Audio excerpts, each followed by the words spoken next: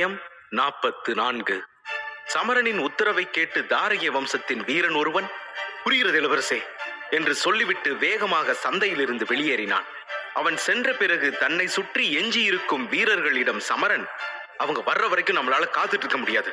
நம்ம சந்தைக்குன்னு சில விதிமுறைகள் இருக்கு, அதை தான் இங்க கடைபிடிக்கணும். அதை இந்த கடக வம்சத்துக்காரங்களுக்கு புரிய வைக்க வேண்டிய நேரம் வந்தாச்சு. பார்த்தா, நீ வந்து எனக்கு வழிகாட்டு, எங்க பிரச்சனை நடக்குதுன்னு வந்து காட்டு வா என்றான் சமரன். பார்த்த சாரதியை அனைவரும் செல்லமாக பார்த்தா என்று அழைத்தனர். சமரன் சொல்வதை கேட்டு பார்த்தா தலையசைத்து முன்னோக்கி நடக்க ஆரம்பித்தான். இந்த கடக வம்சத்துக்காரனுங்களுக்கு கொழுப்பு அதிகமாயிடுச்சு, அதான் தேவையில்லாம வம்ப விலை கொடுத்து வாங்குறானுங்க. நாம அவங்களை இப்படியே கண்டுக்காம விட்டுட்டா சரியா வராது. அவங்களுக்கு எந்த காயமும் இல்லாம வீட்டுக்கு போக அனுமதிச்சா என்னால நிம்மதியா தூங்க முடியாது. நான் அவங்களுக்கு சரியான பாடம் கத்து கொடுக்கறேன். இது மட்டும் நடக்காம போச்சு, சந்தை மேற்பார்வையில் இருந்தே நான் விலகிக்கிறேன், இது என்னுடைய வாக்குறுதி என்று சொல்லிக்கொண்டே நடந்தான் சமரன். அதை கேட்ட பார்த்தா தனது நடையின் வேகத்தை அதிகப்படுத்திக் கொண்டான். அதே நேரம் சந்தையின் மறுமுனையில் ஆதிசனும் விக்ரமார்ஜுனனும் மிகவும் உற்சாகமாக காணப்பட்டார்கள். கையில் மல்லிகை சரத்தை சுற்றி கொண்டு அதை நுகர்ந்தபடியே அங்கு வந்து போகும் பெண்களிடம் வம்பிழுத்துக் கொண்டிருந்தார்கள். அப்போதுதான் ஆதிசனின் பார்வை மேகராணியின் மீது விழுந்தது. பச்சை நிற உடையில் மேகராணி மிகவும் அழகாக நின்று கொண்டிருந்தாள். அவளை கண்டவுடன் அவன் முகத்தில் வெட்கம் கலந்த புன்னகை மலர்ந்தது. அடேங்கப்பா, என்ன ஒரு அழகு! இது மாதிரி ஒரு அழகிய இதுவரைக்கும் நான் பார்த்ததே இல்லையே. இவளோட உடைய பார்க்கும்போது கண்டிப்பா இவ பெரிய இடத்து பொண்ணு மாதிரி தான் தெரியுது. இவளோட பச்சை நிற ஆடை என்னை இச்சை கொள்ள வைக்குதே. இவளை விடக்கூடாது, எப்படியாச்சும் ஒரு இரவாவது இவளோட கழிச்சே ஆகணும், இல்லைனா நான் ஆனா பிறந்ததுக்கு அர்த்தமே இல்லாம போயிடும் என்று நினைத்து கொண்டே அவளை மோகத்தோடு பார்த்து கொண்டிருந்தான் ஆதிசன். அவன் மோக பார்வையோடு மேகராணியை நெருங்குவதை உணர்ந்த சூரியோதயனுக்கு ஆதிசன் மீது கோபம் வந்து விட்டது. அவன் ஆதிசனுடன் சண்டையிட முயற்சித்தான். அதை உணர்ந்த ஆதிசன் ஒரே அடியில் சூரியோதயனை தரையில் விழ வைத்து விட்டான். கீழே விழுந்த சூரியோதயனை பார்த்து, இதோ பாருப்பா தம்பி, நீ என்ன பெரிய கதாநாயகனா? பெண்களை காப்பாத்த வீட்டுல இருந்து புறப்பட்டு வந்திருக்கியா? என்கிட்ட இருந்து பெண்களை காப்பாத்தணும்னா நீ தினம் தினம் என் பின்னாடியே தான் சுத்தணும். முதல்ல நீ உன்னை காப்பாத்திக்க முடியுமான்னு பாரு, அதுக்கப்புறம் பொண்ணுங்களை காப்பாத்துறத பத்தி யோசிக்கலாம் என்று கேலி செய்தான். தான் பொது இடத்தில் அவமானப்பட்டதை உணர்ந்து சூரியோதயன் மிகவும் கோபமடைந்தான். அவன் முகம் கோபத்தால் சிவந்து ஆதிசனை எப்படியாவது அடித்து நொறுக்கிவிட வேண்டும் என்ற வெறியில் தனது முஷ்டியை இறுக்கிக் கொண்டிருந்தான். அப்போது அவனுக்கு அருகில் நின்று கொண்டிருந்த ஜானகி, சூர்யா வேணா சூர்யா, அவங்க கிட்ட வச்சுக்க வேண்டாம். அவனை பார்த்தாலே தெரியலையா, நிச்சயமா அவன் உன்னை விட வலிமையானவன் தான். பைத்தியக்காரத்தனமா எதையாச்சும் பண்ணிட்டு இருக்காத, இப்படி வா, எந்திரிச்சு வா என்று சொல்லிக்கொண்டே தனது கையை உதவிக்காக நீட்டினாள். சூரியோதயன் எழுந்து அவனது உடையில் ஒட்டியிருந்த தூசியை தட்டிவிட்டு கொண்டு ஜானகியின் அருகில் நடுங்கியபடி கோபத்தோடு நின்று கொண்டிருந்தான். மேகராணியை காப்பாற்ற முடியாத தனது இயலாமையால் மிகவும் வருந்தினான். ஆதிசன் மீதிருந்த கோபத்தில் பல்லை கடித்துக் கொண்டு நின்று கொண்டிருந்தான் சூரியோதயன். எனினும் ஜானகி சொல்வதும் சரிதான் என்பதை உணர்ந்து அமைதியாக இருந்தான். அதனால் அவன் ஆதிசனை அதற்கு பிறகு தாக்க முயற்சிக்கவில்லை. மேகராணிக்கு உதவ முடியாத சூழ்நிலையை நினைத்து வெட்கப்பட்டான். அப்போது ஆதிசனின் பார்வை சூரியோதயனை கடந்து அவன் அருகில் நின்று கொண்டிருந்த ஜானகியின் மீது விழுந்தது. அவன் முகம் மேலும் பிரகாசமாக மாறியது. அவன் கண்கள் மகிழ்ச்சியில் ஜொலித்தது. அவளை தலை முதல் கால் வரை கடித்து விழுங்குவது போல போதையோடு பார்த்தான். ஆதிசனுக்கு அருகில் நின்று கொண்டிருந்த விக்ரமார்ஜுனனிடம், விக்ரமா, இன்னைக்கு என்னமோ தெரியல, எனக்கு நேரம் நல்லா இருக்குன்னு நினைக்கிறேன். தேவதை மாதிரி அழகா இருக்கிற பொண்ணுங்க எல்லாம் என் கண்ணுல ஒன்னா வந்து சிக்கிறாங்க. இன்னைக்கு நானும் இந்த 2 பொண்ணுங்களும் சேர்ந்து ராத்திரிய உல்லாசமா கழிக்கணும்னு ஆசைப்படுறேன். உடனே அதுக்கு வேண்டிய ஏற்பாட்டை செஞ்சு கொடு. இன்னைக்கு ராத்திரி எனக்கு அமோகமான ராத்திரியா அமைய போகுது என்று உற்சாகத்தோடு கூறினான். விக்ரமார்ஜுனனுக்கு மேகராணியை மிகவும் பிடிக்கும் என்பதால் ஆதிசனின் பேச்சை அவன் விரும்பவில்லை. ஆனால் அந்த மருத்துவரை சந்தோஷமாக வைத்திருக்க வேண்டும் என்று தனது தந்தை கட்டளையிட்டிருந்தார். அதனால் அவனது அதிருப்தியை அவனால் வெளிப்படுத்திக் கொள்ள முடியவில்லை. ஆதிசா, இதெல்லாம் சரியில்லை ஆதிசா. நாம தேவையில்லாம வம்பு விலை கொடுத்து வாங்கிட்டு இருக்கோம். சொல்ல போனா இந்த பெண்கள் தாரகிய வம்சத்தை சேர்ந்தவங்க. அதோ நிக்கிறாளே, அவளோட பேரு ஜானகி. அவளுக்கு கோபம் மூக்குல இருக்கும், ரொம்ப ரொம்ப கோபக்காரி. அதனாலதான் ஆண்கள் பெரும்பாலும் அவகிட்ட இருந்து விலகியே இருப்பாங்க என்று சொல்லிக் கொண்டிருந்த போதே ஆதிசன் இடைமறித்து சிரித்துக் கொண்டே, அதனால என்ன விக்ரமா, மூக்குல எந்த அளவுக்கு கோபம் வருதோ அந்த அளவுக்கு ஆசையும் அதிகமா இருக்கும்னு சொல்லுவாங்க. அவ கோபத்தை தணிக்கத்தான் நான் உதவி பண்றேன்னு சொல்றேன் என்று சொல்லிவிட்டு மேகராணியை சுட்டிக்காட்டி, சரி அப்படின்னா அந்த பொண்ணு யாரு, அவளுக்கு எங்க கோபம் வரும் என்று கேலியாக கேட்டான். ஆதிசன் மேகராணியை எவ்வளவு கீழ்த்தரமான சிந்தனையோடு பார்க்கிறான் என்பதை விக்ரமார்ஜுனன் கவனித்தான். இது அவனுக்குள் கோபத்தை ஏற்படுத்தியது. அவன் ஆதிசனை மனதுக்குள் திட்டினாலும் வெளிப்படையாக அதை காட்டிக்கொள்ள முடியாமல் அமைதியாக நின்று கொண்டிருந்தான். அவ பேரு மேகராணி, ரொம்ப அழகான பொண்ணு என்றான். மேகராணி, ஆகா, அழகான பெயர். பேருக்கு ஏத்த மாதிரி அவளும் ரொம்ப அழகா இருக்காளே, எனக்குள்ள இருக்கிற மிருகத்தை தூண்டி விடுறாளே என்று கண்களை மூடிக்கொண்டு கிசுகிசுக்கும் குரலில் முணங்கினான். பிறகு கண்களை திறந்து மேகராணியை நோக்கி 2 அடி எடுத்து வைத்தான். வணக்கம் மேகராணி, என் பேரு ஆதிசன். எனக்கு உன்னை ரொம்ப பிடிச்சிருக்கு. நீ ரொம்ப அழகா இருக்க. அதனால நான் உனக்கு ஒரு உதவி பண்ணலான்னு இருக்கேன். உன்னையும் ஜானகியையும் நான் சந்தைக்கு அழைச்சிட்டு போக ஆசைப்படுறேன். நீங்க உங்களுக்கு வேணுங்கிறத தாராளமா வாங்கிக்கலாம். காசை பத்தி கவலைப்படாத, அதுக்குதான் நான் இருக்கேன்ல என்றான்.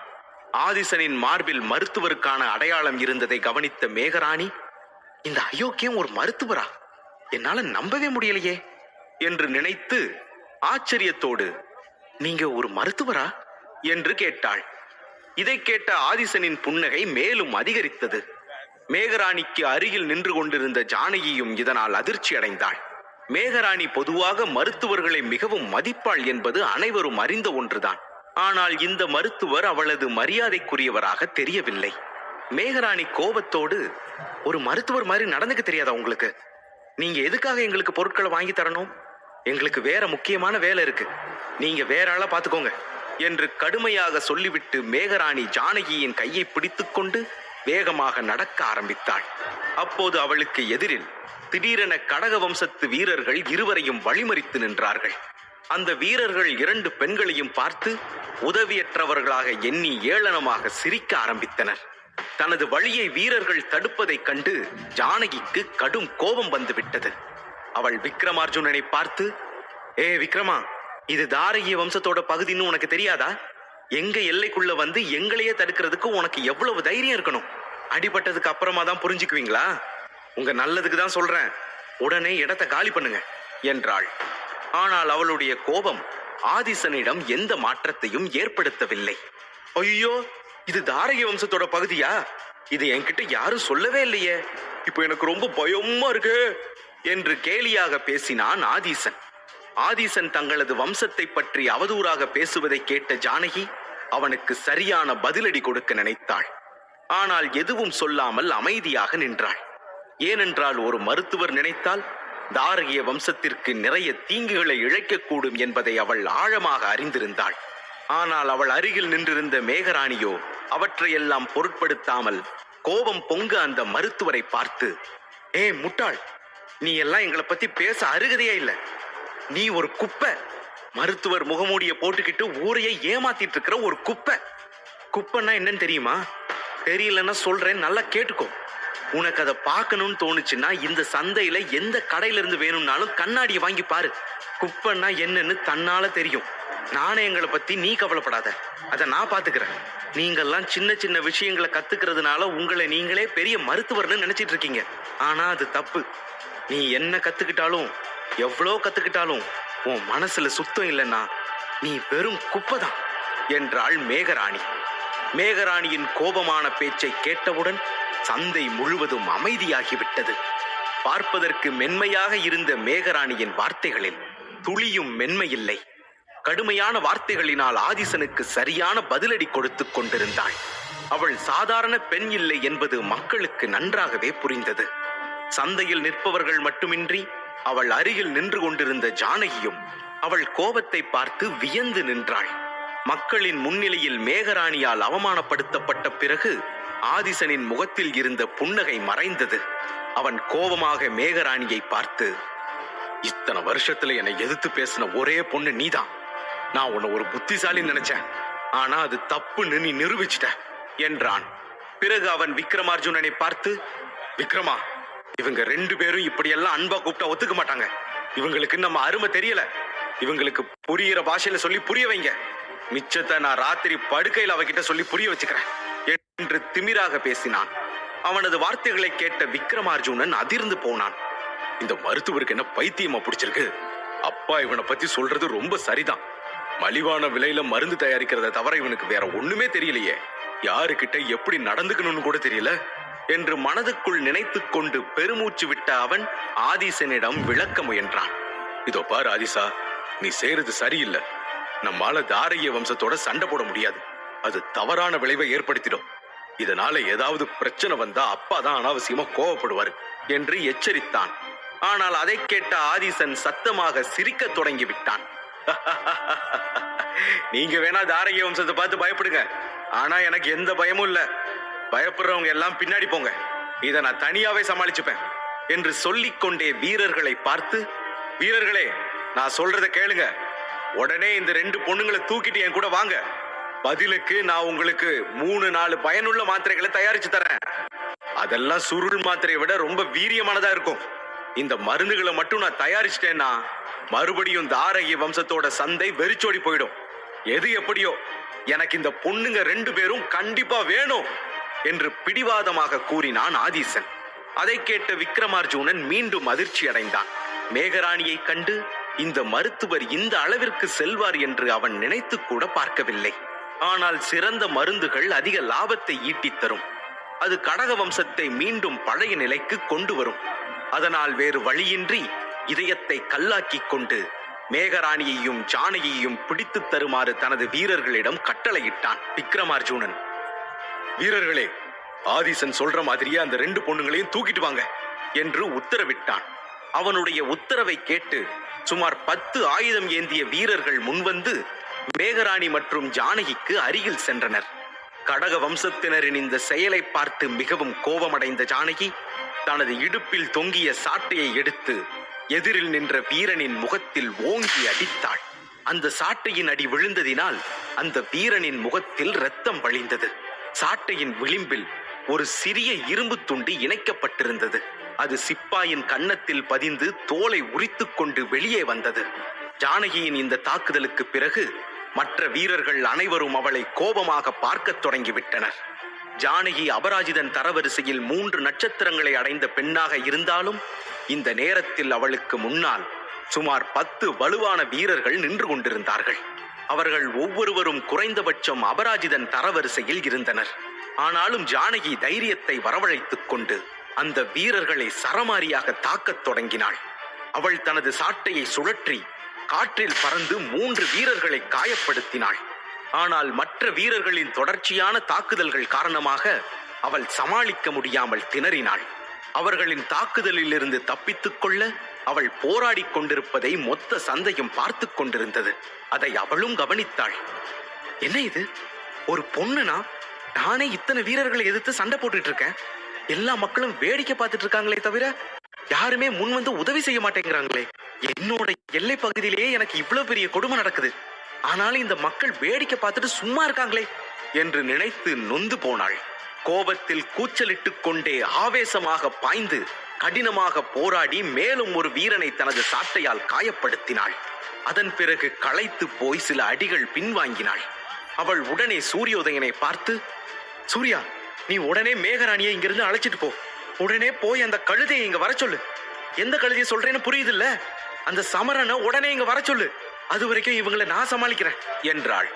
ஜானகி சமரனைத்தான் குறிப்பிடுகிறாள் என்பதை புரிந்து கொண்ட சூரியோதயன் உடனே தலையசைத்து விட்டு, சரி ஜானகி, கொஞ்ச நேரம் பார்த்துக்கோ, நான் உடனே போய் அவனை கூட்டிட்டு வந்துடுறேன் என்று சொல்லிவிட்டு அங்கிருந்து நகர முயற்சித்தான். பின்னர் அவன் நகர்ந்தவுடன் சாட்டையை சுழற்றிக் கொண்டு வேகமாக கூச்சலிட்டுக் கொண்டே வீரர்களை நோக்கி பாய்ந்தாள் ஜானகி. ஜானகியால் கன்னங்களில் காயமடைந்த வீரன் மீண்டும் ஒரு முறை அவளை கோபமாக பார்த்தான். அவன் வேகமாக ஓடி வந்து ஜானகியின் மார்பில் பலமாக எட்டி உதைத்தான். இந்த தாக்குதலை சற்றும் எதிர்பார்க்காத ஜானகி தரையில் சரிந்து விழுந்தாள். தரையில் விழுந்த ஜானகி தாக்குதலால் மிகவும் கோபமடைந்து தனது சக்திகளை சேகரிக்கத் தொடங்கினாள். சக்தி கூடி வந்தவுடன் அவள் மீண்டும் எழ முயற்சித்த போதுதான் யாரோ ஒருவன் தன் அருகில் தன்னை கடந்து முன்னோக்கி வேகமாக ஓடும் சத்தம் கேட்டது. யார் என்பதை கவனித்து பார்த்தபோது சமரன் தான் வீரர்களை நோக்கி ஓடுகிறான் என்பதை புரிந்து கொண்டாள். அவன் வேகமாக ஓடி நேராக ஜானகியை தாக்கிய வீரனிடம் சென்றான். சமரனை பார்த்தவுடன் வீரர்கள் மீண்டும் ஒரு தாக்குதலை நடத்தினார்கள். ஆனால் சமரன் நேரடியாக தனது முழங்கையால் ஒரு வீரனின் தலையில் அடித்தான். இந்த தாக்குதலினால் அந்த வீரன் மயங்கி தரையில் பொத்தென விழுந்தான். மேலும் அவன் தன்னோடு வந்த தாரகிய வம்சத்து வீரர்களை பார்த்து, வீரர்களே, கடக வம்சத்துக்காரங்களோட காலை உடைச்சிடுங்க, இதுக்கப்புறம் இவங்க யாரையும் நான் என்னோட சந்தையில பார்க்கவே கூடாது என்று கட்டளையிட்டான். அப்போது ஒரு வீரன் இரும்பு கம்பியை சமரனை நோக்கி வீசி, சமரா, இதை பிடிச்சுக்கோ என்றான். சமரன் இரும்பு கம்பியை லாவகமாக பிடித்துக் கொண்டு ஆதிசன் மற்றும் விக்ரமார்ஜுனனை நோக்கி சென்றான். அந்த நேரத்தில் சமரனின் கண்கள் கோபத்தால் சிவந்திருந்தது. அதைக் கண்டு இருவரும் கொஞ்சம் பதட்டமடைந்தனர்.